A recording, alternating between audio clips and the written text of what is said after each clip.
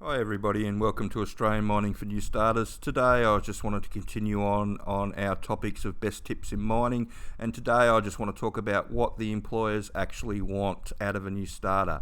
And I'm going to use the sponsor's website to have a look and just go through. They've got a couple of good pages on that. But basically what the employer wants is someone that knows how their mine site works, so they know how their actual job works. You see a lot of people that have done time in oil and gas and shutdown work, and they struggle to get a hard rock underground job, or they struggle to get a job in an open pit. And the main reason for that is because the employers view them as new starters because they don't have experience in the area of mining that they want you to do. So the big secret to getting a mining job at the moment is going where the employers are having to hire new starters and being able to offer them somebody that knows how their mine works. But apart from that, you'll also need, if you come over here to mining career checklists, you'll need to be able to pass a full medical. You'll need to be able to pass a pre-employment drug test. You'll need a police clearance. Now, if you're going to do a real mining job that involves being around explosives and all that, the owner of the mine will be required to do a national police clearance. And because of the terrorism laws that got brought in 2006, that will require an ASIO clearance. Now, these things can sometimes take months to come back, but just be aware that on those clearances, everything comes out. So, I've seen many people marched off mine sites because of it. And it's just something to keep into mind before you try and get into this if you've got anything in your past that's going to come back and haunt you. Okay, so for a underground mine, you're going to need a manual driver's license. If you're going to work on the surface, you're going to need a HR license for the open cuts and the off-siding work. Now, the reason for that is that a lot of the pits have got gazetted roads running through them, and as soon as one of the trucks hits the gazetted road with a tyre, then you need the HR license because it's over 15 tonnes, most of the vehicles. Whereas with an underground mine, it's normally all private roads, and that just means that the employer has to issue you with a ticket to use the truck. The manual driver's license comes into it because the light vehicles that they use underground all have to be geared, and they have to be locked out to 3 gears. And so that's why most employers want you to have a manual driver's license for underground. A first aid ticket, being able to work 12 hours, being able to work night shift, not afraid to fly on small planes, all problems that people have had in the past that I've seen, being able to work in a hazardous environment, being able to work at heights, and being able to relocate for work. That's a real big one. When there's a lot of work on, then the mine down the road is a good place to start. But, you know, as things change, sometimes you've got to chase the work. At the moment, there's, for Hard Rock Underground, there's a bucket load of work around Mount Isa, around the west of New South Wales, and around Kalgoorlie and Fly and Fly out of Perth.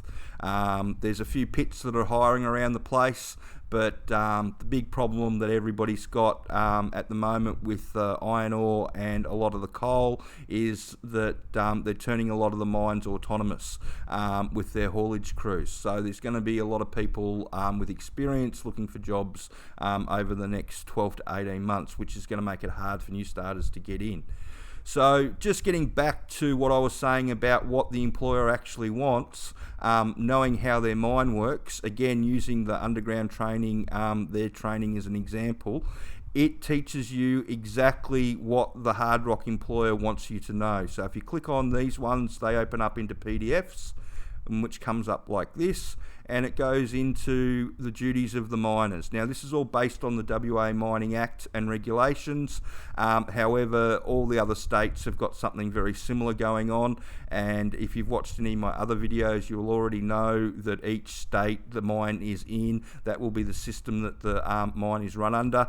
They're all pretty much the same, and that's why a course like this is really good, because all the employers basically use this version of how you mine. And it goes through the whole process, what you're going to have to do on site, who does what on site, goes into scaling, safety, all that sort of stuff. It's all online. There's about 50 hours worth of stuff that gets you through it. Now, what does that give you? It gives you the knowledge to be able to hold a conversation with the foreman that's going to hire you.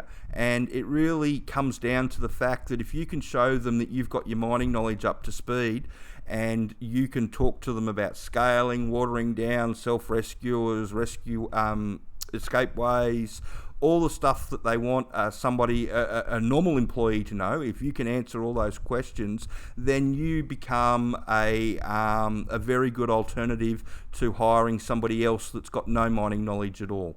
And that's why it works. And if you come over here into the courses, you can come down to the Wall of Fame page, and you can see all the people that have been helped by the training. And they all say the same thing. Once you know how it all works, it makes it much easier to get a job. Now, on a lot of the Facebook pages that I've seen around, there's people that have been waiting 12 months or more to get a hit back from a coal mining job or an iron ore job. Most people that do the training get a hit within the first week to month of getting of doing the training and putting their new resume out. And that's the reason why they get the hit, is because you know exactly what the employer wants you to know. People get hung up on experience being something that is, you've got to know how to drive the truck. Teaching somebody how to drive the truck, that's the easy bit. Teaching them all this stuff that's in here, how the mine works, what the duties are, what everybody does, all that sort of stuff, that's the hard stuff to teach everybody, and that's where people come a cropper in their first 6 months. Like I said, most people, it only takes a couple of weeks to teach them to drive the truck. This is the Nipper course, and teaching them how to water down, cap lamp signals, pooled water, tag boards, pre-start meetings, safety regulations, all that sort of stuff, the different types of mining. That's all the stuff that takes time to learn on site, and sometimes with the training systems that they use on site, because it's all, majority of it's site based, it's not like you can go down to your local TAFE and enroll in a truck course, into a hard rock underground mining course. But if you know how the mine works, then you've genuinely got something to offer the employers. And if you meet their other requirements, like that was in the mining career checklist, and you can talk to them about how their mine works, then you genuinely have got something to offer them, and they hire. I've recently had a guy that's come through and done the Work Ready course. He 3 weeks to get a job. He's driving over to Kalgoorlie this week, and all that is down to the fact that he studied, he presented well, he met their other requirements, and he could answer the mining questions in the interview. So if no matter what type of mining you're trying to get into, if you're trying to get into iron ore or coal or oil and gas or whatever you're trying to do, learn as much about that area as you can, because that's what's going to impress the employer. Not a bunch of tickets on a resume that doesn't read properly, that just shows you that you're a new starter. You need to be able to show the employers that you've done something to try and better yourself, and you need to try and show them that you know how their mine works and know what's going to be expected of you on site. That's one of the biggest feedback that we get from the employers, is that they want people that know what's going to be expected of them on site.